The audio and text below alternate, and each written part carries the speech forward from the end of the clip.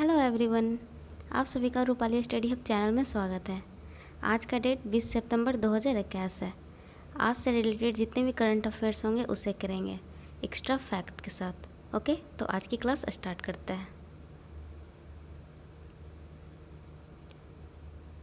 Question number first, हाल ही में किस राज्य की सिरारा खोंग मिर्च और नामिंग लोंग संतरे को जीआई टैग मिला है? तो ऑप्शन सी मणिपुर। मणिपुर राज्य की सिरारा खोंग मिर्च और नामिंग लोंग संतरे को जीआई टैग मिला है। और जीआई टैग किस चीज़ को मिलता है? जब कोई भी चीज़ किसी पार्टिकुलर स्थान पर बहुत ज़्यादा फेमस हो जाती है, उस चीज़ को, उस स्थान को पहचान बनाने के लिए जीआई टैग दिया जाता है। ओके, और जीआई टैग 1999 अधिनियम के अनुसार दिया जाता है और जीआई टैग 10 वर्ष के लिए दिया जाता है। तो आप लोग ध्यान में रखिएगा, जीआई टैग 1999 अधिनियम के अनुसार दिया जाता है जीआई टैग। ओके, और जीआई टैग 10 वर्षों के लिए दिया जाता है। ओके, अगर आप लोगों से पूछ लिया जाए गोवा में कौन कौन सा जीआई टैग मिला है, तो गोवा के खाजे, हर्बल मिर्च, मोइरा केला को जीआई टैग दिया गया है। और गोरखपुर में टेराकोटा को जीआई टैग दिया गया है। और बिहार में शाही लीची और जर्दालू आम को जीआई टैग दिया गया है। ओके, तो यहाँ हमारा राइट आंसर क्या हो जाएगा? ऑप्शन सी हो जाएगा, मणिपुर। मणिपुर राज्य की सिरार खोंग मिर्च और नामेंग लोंग संतरे को जीआई टैग दिया गया है। ओके, और लाई हरोवा त्यौहार ये मणिपुर राज्य में मनाया जाता है। और भारत का बेस्ट पुलिस स्टेशन ये नोंगपोंग सेकमाई में है। और नोंगपोंग सेकमाई कहाँ है? मणिपुर में स्थित है। तो आप लोग ध्यान में रखिएगा, भारत का बेस्ट पुलिस स्टेशन कहाँ स्थित है? मणिपुर में। और कौन सा पुलिस स्टेशन का नाम क्या है? नोंगपोंग सेकमाई है। ओके, और लोकटक झील ये मणिपुर में स्थित है। किबुल लामजाओ नेशनल पार्क ये भी मणिपुर में स्थित है। विश्व का तैरता हुआ एकमात्र national park Keibul Lamjao national park है। Okay, next. हाल ही में रक्षा मंत्रालय ने राष्ट्रीय कैडेट कोर की व्यापक समीक्षा के लिए उच्च स्तरीय विशेषज्ञ समिति किसकी अध्यक्षता में गठित की है? ऑप्शन सी वैजयंत पांडा की अध्यक्षता में गठित की गई है। आप लोग याद रखिएगा कि रक्षा मंत्रालय ने राष्ट्रीय कैडेट कोर की व्यापक समीक्षा के लिए उच्च स्तरीय विशेषज्ञ समिति वैजयंत पांडा की अध्यक्षता में गठित की है। ओके, अगर आप लोगों से पूछ लिया जाए कि राष्ट्रीय कैडेट कोर की स्थापना किस अधिनियम से हुई थी, तो 1948 अधिनियम से हुई थी। और मुख्यालय कहाँ स्थित है? तो दिल्ली में स्थित है। और देश का सबसे बड़ा वर्दी वाला युवा संगठन राष्ट्रीय कैडेट कोर है। ओके, तो आप लोग ध्यान में रखिएगा कि देश का सबसे बड़ा वर्दी वाला युवा संगठन कौन है? तो राष्ट्रीय कैडेट कोर है। और इसकी स्थापना 1948 अधिनियम से हुई थी। और इसका मुख्यालय कहाँ स्थित है? तो दिल्ली में स्थित है। ओके, तो यहाँ राइट आंसर हमारा क्या हो जाएगा? ऑप्शन सी हो जाएगा। नेक्स्ट, कुछ इम्पोर्टेंट क्वेश्चंस है उसे देख लेते हैं। राज्यसभा टीवी और लोकसभा टीवी विलय कर दिया गया है। राज्यसभा टीवी और लोकसभा टीवी अब विलय कर दिया गया, जिसे अब संसद टीवी कहा जाता है। ओके, तो आप लोग ध्यान में रखिएगा, राज्यसभा टीवी और लोकसभा टीवी को अब विलय कर दिया गया, जिसे संसद टीवी के नाम से जाना जाता है। अगर आप लोगों से पूछ लिया जाए कि संसद टीवी का गठन किस समिति के सिफारिश पर हुआ, तो सूर्य प्रकाश समिति के सिफारिश पर हुआ।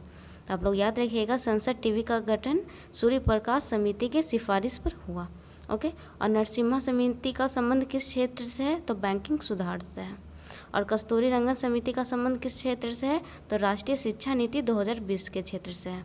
ओके, तो आप लोग याद रखिएगा कि संसद टीवी और लोकसभा टीवी का अब विलय कर दिया गया, जिसे संसद टीवी के नाम से जाना जाता है। और संसद टीवी का गठन किस समिति की सिफारिश पर हुआ? तो सूर्य प्रकाश समिति की सिफारिश पर हुआ। और नरसिम्हा समिति का संबंध किस क्षेत्र से है? तो बैंकिंग सुधार से है। और कस्तूरी रंगन समिति का संबंध राष्ट्रीय शिक्षा नीति 2020 से है। Okay, next. माधव गाडगिल समिति का संबंध किस क्षेत्र से है?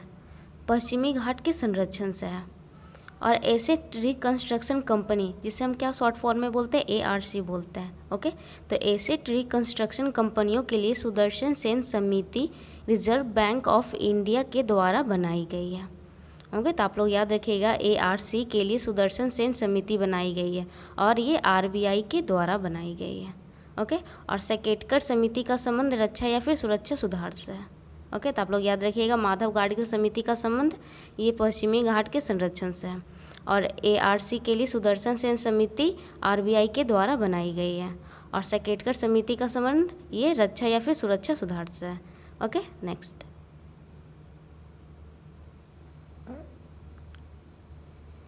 हाल ही में किन देशों ने इंडो पैसिफिक क्षेत्र हेतु एक नई त्रिपक्षीय सुरक्षा साझेदारी ओकस की घोषणा की है?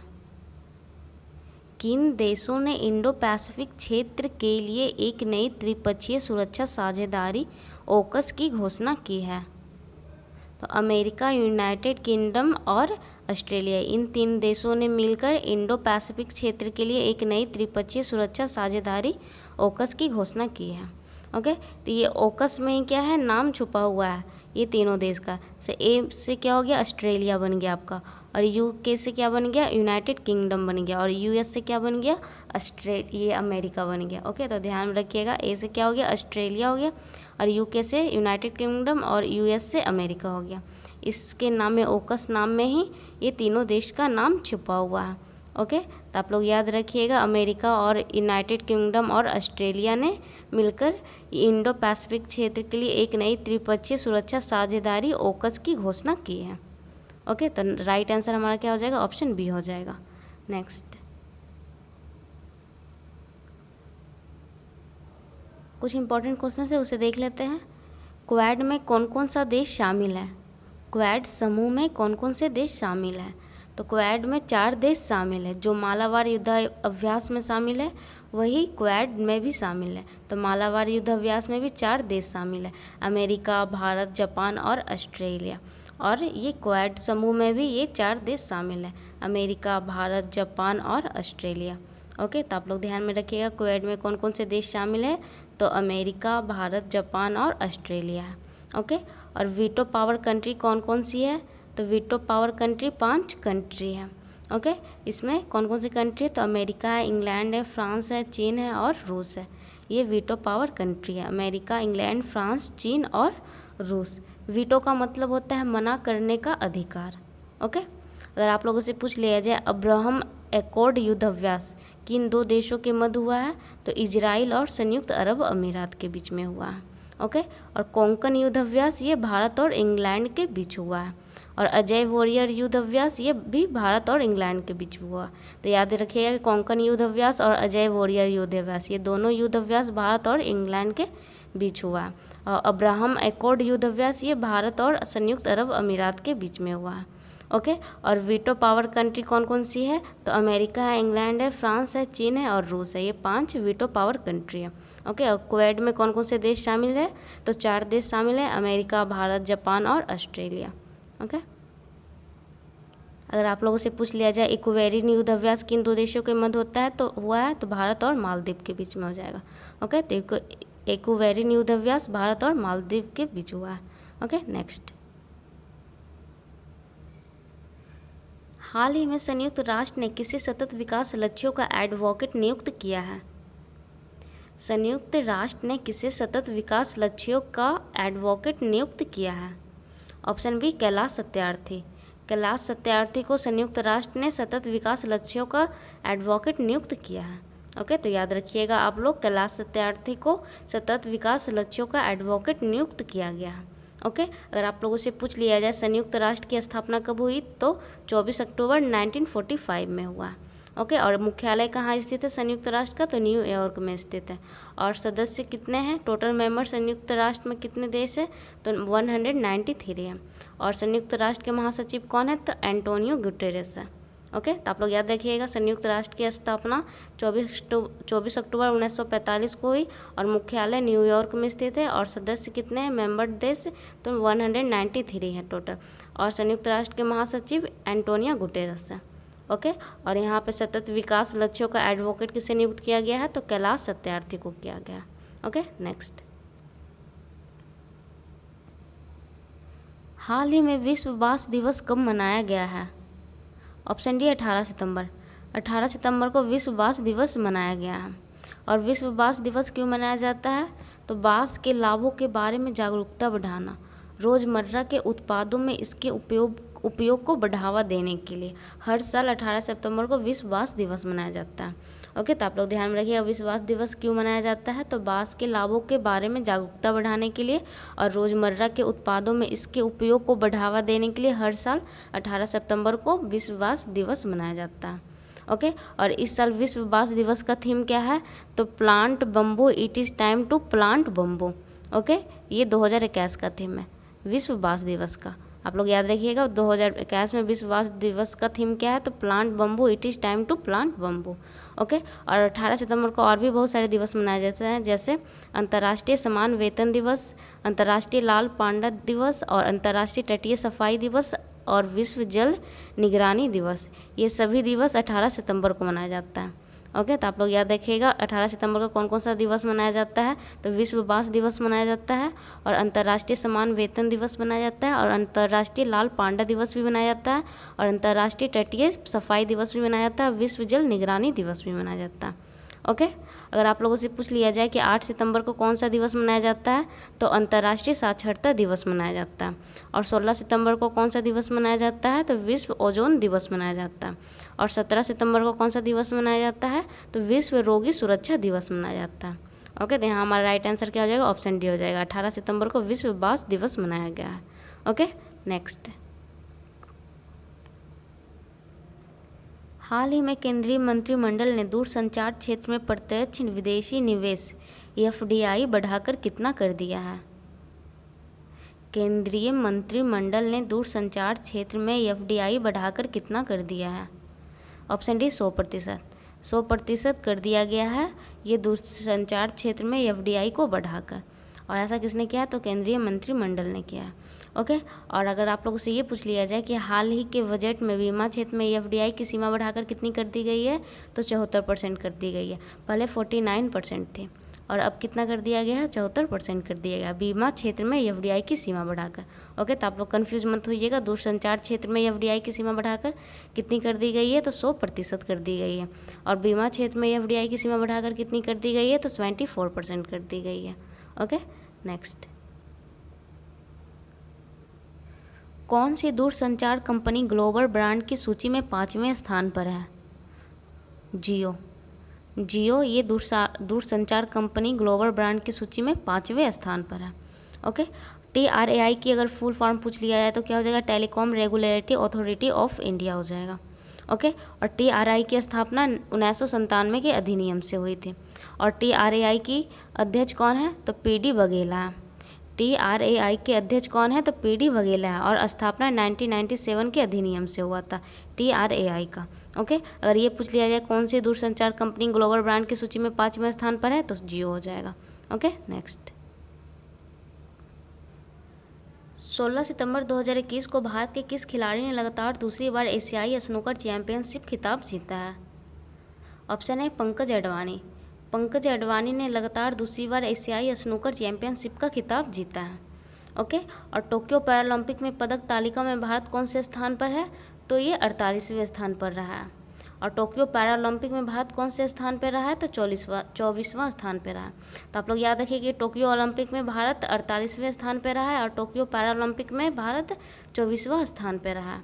ओके, और टोक्यो पैरालंपिक के उद्घाटन समारोह में ध्वजवाहक कौन थे, तो टेकचंद थे और समापन समारोह में कौन ध्वजवाहक थे, तो अवनी लेखराज थे। ओके, तो ये इंपॉर्टेंट क्वेश्चन है, एग्जाम में आ सकते हैं। टोक्यो पैरालंपिक में भारत कौन से स्थान पर है, तो 24वां स्थान पर है और टोक्यो पैरालंपिक के उद्घाटन समारोह में ध्वजवाहक कौन थे, तो टेकचंद थे और टोक्यो पैरालंपिक के समापन समारोह में ध्वजवाहक कौन थे, तो अवनी लखेरा थे।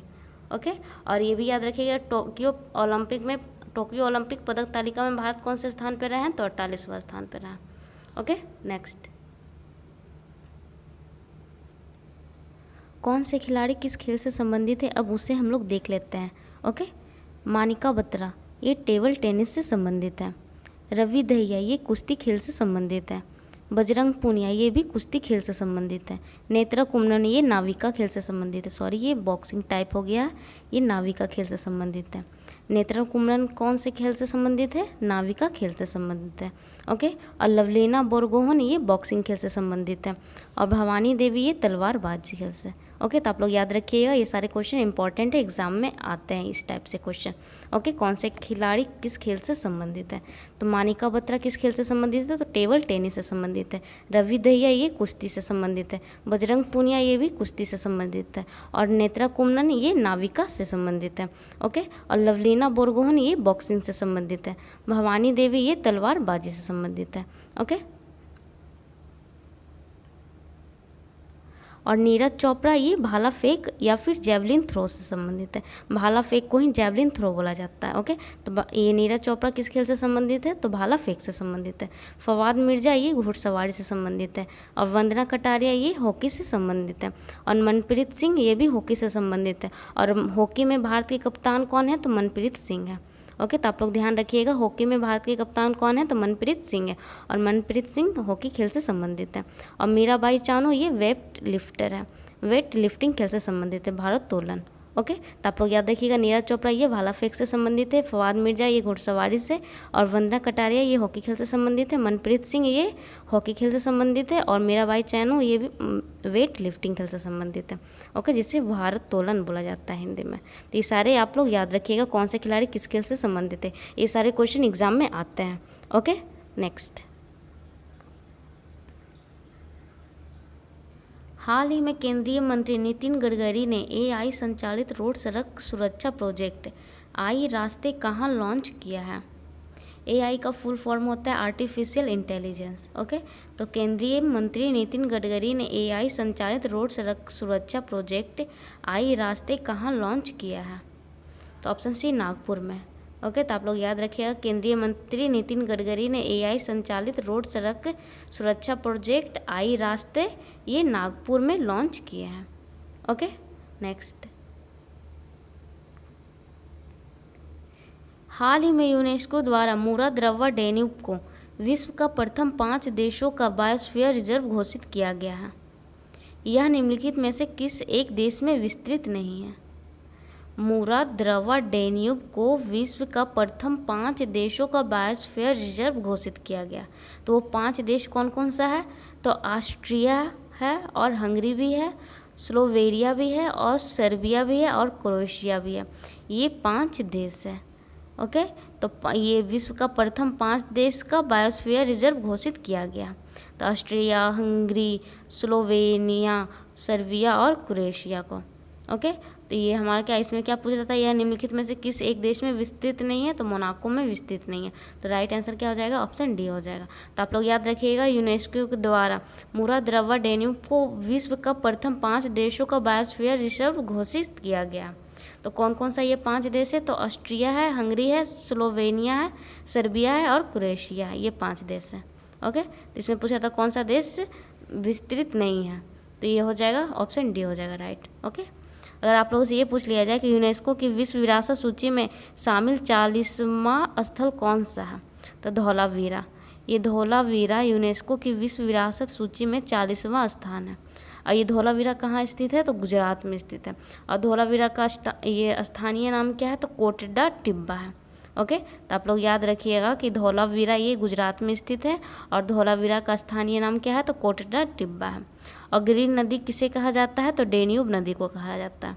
ओके, और भारत के कितने बायोस्फीयर रिजर्व यूनेस्को की सूची में शामिल है? तो 18 बायोस्फीयर रिजर्व यूनेस्को की सूची में शामिल है। ओके, इसका राइट आंसर हमारा क्या हो जाएगा? ऑप्शन डी हो जाएगा, मोनाको हो जाएगा। नेक्स्ट, सितंबर 2021 में किस राज्य ने पर्यटकों के साथ दुर्व्यवहार को संज्ञेय अपराध की श्रेणी में रखने के लिए एक संशोधन विधेयक पारित किया है? Option B Rajasthan. अगर आप लोगों से ये पूछ लिया संज्ञेय अपराध क्या होता है, सबसे पहले ये बता देते हैं। संज्ञेय अपराध का मतलब क्या होता है? तो पुलिस को गिरफ्तार करने के लिए वारंट की ज़रूरत नहीं है। इसका उद्देश्य जो पर्यटन आएंगे उसके साथ दुर्व्यवहार नहीं करना है, वरना संज्ञेय अपराध होगा, बिना वारंट के गिरफ्तार कर लेगा पुलिस वाला। ओके, तो ये राजस्थान में लागू किया गया है कि अगर किसी भी तरह का मतलब बाहर से कोई भी पर्यटन आएंगे तो उनके साथ दुर्व्यवहार नहीं करना है, वरना संज्ञेय अपराध होगा, बिना वारंट के पुलिस वाला आपको गिरफ्तार कर लेगा। ओके, तो हमारा इसका राइट आंसर क्या हो जाएगा, ऑप्शन बी हो जाएगा, राजस्थान हो जाएगा। ओके, अगर ये मुकुंदरा हिल्स नेशनल पार्क ये भी राजस्थान में स्थित है, रणथंबोर नेशनल पार्क ये भी राजस्थान में स्थित है, और कैलवादेव नेशनल पार्क ये भी राजस्थान में स्थित है, रामगढ़ विषधारी अभ्यारण्य ये भी राजस्थान में स्थित है, रामगढ़ विषधारी अभ्यारण्य ये बूंदी राजस्थान में स्थित है। ओके, तो आप लोग याद रखिएगा राजस्थान का ये नेशनल पार्क है, इंपॉर्टेंट है, एग्जाम में आता है। Mukundra hills national park, Ranthambore national park, Keoladeo national park और रामगढ़ विषधारी अभ्यारण्य ये सभी राजस्थान में स्थित है। ओके, नेक्स्ट राजस्थान से रिलेटेड कुछ इंपॉर्टेंट क्वेश्चन है, उसे हम लोग देख लेते हैं। ओके, भारतमाला परियोजना के तहत देश की पहली इमरजेंसी एयर स्ट्रिप का उद्घाटन बाड़मेर राजस्थान में किया गया है। ओके, तो आप लोग याद रखिएगा भारतमाला परियोजना के तहत देश की पहली इमरजेंसी एयर स्ट्रिप का उद्घाटन बाड़मेर राजस्थान में किया गया है। ओके, और देश का नवीनतम टाइगर रिजर्व कौन सा है, तो रामगढ़ विषधारी है, और रामगढ़ विषधारी ये बूंदी राजस्थान में स्थित है, और ये जो रामगढ़ विषधारी टाइगर रिजर्व ये 52वां नंबर का टाइगर रिजर्व है। ओके, अगर आप लोगों से ये पूछ लिया जाए कि बायोफ्यूल पॉलिसी को लागू करने वाला पहला राज्य कौन सा है, तो राजस्थान है। बायोफ्यूल पॉलिसी को लागू करने वाला पहला राज्य राजस्थान है। और चिरंजीवी योजना ये सभी को स्वास्थ्य बीमा सुविधा उपलब्ध कराएगा, और चिरंजीवी योजना ये कहाँ का है, तो ये भी राजस्थान का है। ओके, तो ये सारे क्वेश्चन इंपॉर्टेंट है, एग्जाम में आने लायक है, तो आप लोग प्लीज़ इससे याद रखिएगा। ओके, नेक्स्ट प्रोजेक्ट बोल्ट, ये प्रोजेक्ट बोल्ट ये उदयपुर राजस्थान में से शुरू किया गया, और ये प्रोजेक्ट बोल्ट का संबंध किससे है, तो ये बांस के उत्पादन से है। ओके, तो याद रखिएगा प्रोजेक्ट बोल्ट ये उदयपुर राजस्थान में शुरू किया गया है, और प्रोजेक्ट बोल्ट का संबंध बांस के उत्पादन से है। और राज्य स्तर पर जीनोम सीक्वेंसिंग की सुविधा शुरू करने वाला देश का पहला राज्य कौन है, तो ये राजस्थान है।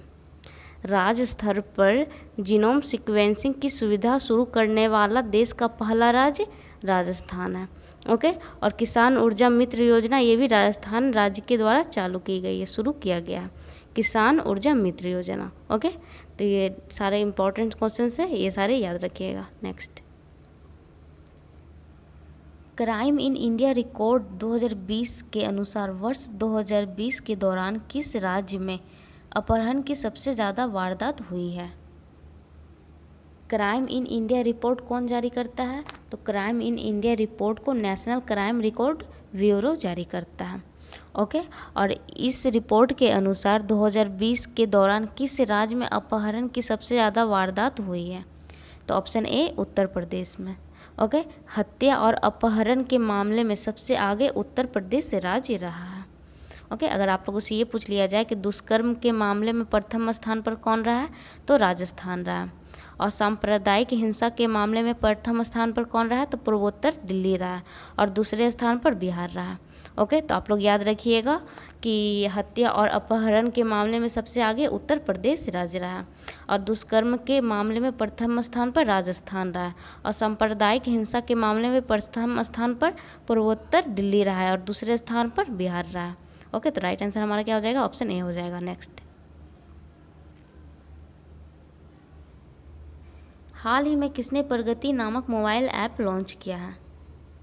प्रगति नामक मोबाइल ऐप किसने लॉन्च किया है, तो ऑप्शन है LIC। LIC ने प्रगति नामक मोबाइल ऐप लॉन्च किया है, और LIC 1956 का अधिनियम है। LIC 1956 का अधिनियम है, और LIC का मुख्यालय कहाँ स्थित है, तो मुंबई में है, और LIC के अध्यक्ष कौन है, तो MR कुमार है। ओके, तो ये प्रगति नामक मोबाइल ऐप किसने लॉन्च किया है, तो LIC ने किया है। ओके, नेक्स्ट हाल ही में किस राज्य सरकार वरिष्ठ नागरिक हेल्पलाइन एल्डर लाइन 14567 की शुरुआत की है। किस राज्य सरकार वरिष्ठ नागरिक हेल्पलाइन एल्डर लाइन 14567 की शुरुआत की है, तो ऑप्शन बी जम्मू कश्मीर। जम्मू कश्मीर के उपराज्यपाल मनोज सिन्हा ने एल्डर लाइन 14567 की शुरुआत की है। ओके, तो राइट आंसर क्या हो जाएगा, ऑप्शन बी हो जाएगा, जम्मू कश्मीर हो जाएगा। अगर आप लोगों से ये पूछ लिया जाए कि जम्मू कश्मीर और लद्दाख उच्च न्यायालय के मुख्य न्यायाधीश कौन है, तो न्यायमूर्ति पंकज मित्तल है। ओके, और प्रूफ ऐप ये जम्मू कश्मीर में लॉन्च किया गया है, और जम्मू कश्मीर का राष्ट्रीय पशु कौन है, तो हंगूल है। ओके, तो आप लोग याद रखिएगा जम्मू कश्मीर और लद्दाख उच्च न्यायालय के मुख्य न्यायाधीश कौन है, तो न्यायमूर्ति पंकज मित्तल है। और प्रूफ ऐप ये जम्मू कश्मीर में लॉन्च किया गया। और जम्मू कश्मीर का राष्ट्रीय पशु कौन है, तो ये हंगुल है। Okay, next. हाल ही में भारत और किस देश के बीच संयुक्त सैन्य अभ्यास सूर्य किरण का 15वां संस्करण आयोजित किया जाएगा। भारत और किस देश के बीच में संयुक्त सैन्य अभ्यास सूर्य किरण का 15वां संस्करण आयोजित किया जाएगा, तो भारत और नेपाल के बीच में होगा सूर्य किरण अभ्यास। ओके, तो आप लोग ध्यान में रखिएगा। और ये 20 सितंबर से शुरू होगा और इसका आयोजन उत्तराखंड के पिथौरागढ़ जिला में होगा। ओके, अगर आप लोगों से ये पूछ लिया जाए कि नेपाल के प्रधानमंत्री कौन है, तो शेर बहादुर देउबा है। और नेपाल के राष्ट्रपति कौन है, तो विद्या देवी भंडारी है। ओके, तो आप लोग याद रखिएगा नेपाल के प्रधानमंत्री कौन है, तो शेर बहादुर देउबा है। और नेपाल के राष्ट्रपति कौन है, तो विद्या देवी भंडारी है। ओके, और भारत और नेपाल के बीच में कौन सा युद्धाभ्यास होगा, तो सूर्य किरण होगा। ओके, और ये 15वां संस्करण आयोजित किया जाएगा। और अगर आप लोगों से ये पूछ लिया जाए कि भारत और श्रीलंका के बीच में कौन सा युद्धाभ्यास है, तो मित्र शक्ति युद्धाभ्यास है। और भारत और अमेरिका के बीच में खंजर युद्धाभ्यास है। और भारत और बांग्लादेश के बीच में संप्रीति युद्धाभ्यास है। ओके, तो राइट आंसर हमारा क्या हो जाएगा, ऑप्शन सी हो जाएगा। Okay, next. हाल ही में किसने ease of doing business report को बंद करने का निर्णय लिया है। Ease of doing business report को बंद करने का निर्णय किसने लिया है। ऑप्शन सी विश्व बैंक। विश्व बैंक ने ease of doing business report को बंद करने का निर्णय लिया है। ओके, और विश्व बैंक की स्थापना कब हुई थी, तो 1944 में हुआ था। और मुख्यालय कहाँ स्थित है विश्व बैंक का, तो वाशिंगटन डीसी में है। और विश्व बैंक के अध्यक्ष कौन है, तो डेविड मालपास है। ओके, अगर आप लोगों से ये पूछ लिया जाए IMF का मुख्यालय कहाँ स्थित है, तो वाशिंगटन डीसी में है। और यूनेस्को का मुख्यालय कहाँ स्थित है, तो ये पेरिस में है। और यूनिसेफ का मुख्यालय कहाँ स्थित है, तो न्यूयॉर्क में है। ओके, तो आप लोग ध्यान में रखिए IMF का मुख्यालय कहाँ स्थित है, वाशिंगटन डीसी। और यूनेस्को का मुख्यालय कहाँ स्थित है, तो पेरिस में है। और विश्व बैंक का मुख्यालय कहाँ स्थित है, तो वाशिंगटन डीसी। विश्व बैंक और IMF ये दोनों का मुख्यालय वाशिंगटन डीसी में स्थित है। ओके, और यूनिसेफ का मुख्यालय कहाँ स्थित है, तो न्यूयॉर्क में स्थित है। ओके, और ease of doing business report को बंद करने का निर्णय किसने लिया है, तो विश्व बैंक ने लिया। तो ऑप्शन सी हमारा क्या हो जाएगा, राइट आंसर हो जाएगा। Okay, next. ये क्वेश्चन आपके लिए है। नवंबर 2021 में भारत में पहली बार वैश्विक बौद्ध सम्मेलन का आयोजन कहाँ पर किया जाएगा। इसका जवाब आप लोग कमेंट बॉक्स में दीजिएगा। ओके, तो आज का क्लास इतना ही था। अब हम लोग आपसे नेक्स्ट क्लास में मिलते हैं। आज की क्लास कैसी लगी कमेंट बॉक्स में ज़रूर बताइएगा। अगर क्लास अच्छी लगी तो लाइक ज़रूर कीजिएगा और अपने दोस्तों के साथ शेयर भी कीजिएगा। Okay, thank you everyone.